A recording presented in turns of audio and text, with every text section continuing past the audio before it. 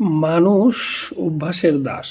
একটা জিনিস মানুষের মধ্যে অভ্যাস হয়ে গেলে সেই অভ্যাসটা সহজে যায় না। আর সেই অভ্যাসটা একবার ত্যাগ হইলে সেই অভ্যাসটার কাজটা করতে খুব কষ্ট হয়। যেমন একটা সময় আমি সাইকেল চালিয়েছি প্রচুর, প্রায় ৫-৬ বছর শুধু সাইকেলে ছিলাম।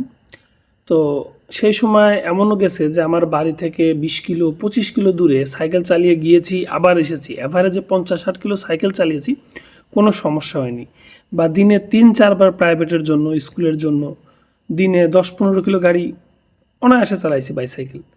কিন্তু পরবর্তীতে যখন সাইকেল আমার জীবন থেকে একটু গ্যাপে চলে গেল, ৫ বছর ছিলাম হাঁটার উপরে এবং পরবর্তীতে মোটরসাইকেল কিনি। তো সাইকেল থেকে দূরত্বটা সৃষ্টি হয়ে যায়। তো বহুদিন পর এখন একটা সাইকেল নিছি নিজের জন্য।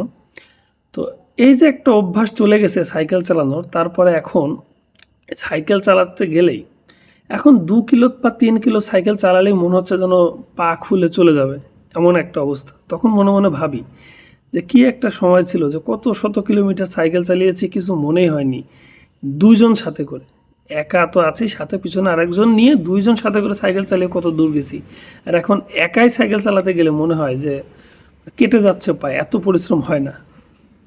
মানুষের অভ্যাস কত ভয়ঙ্কর।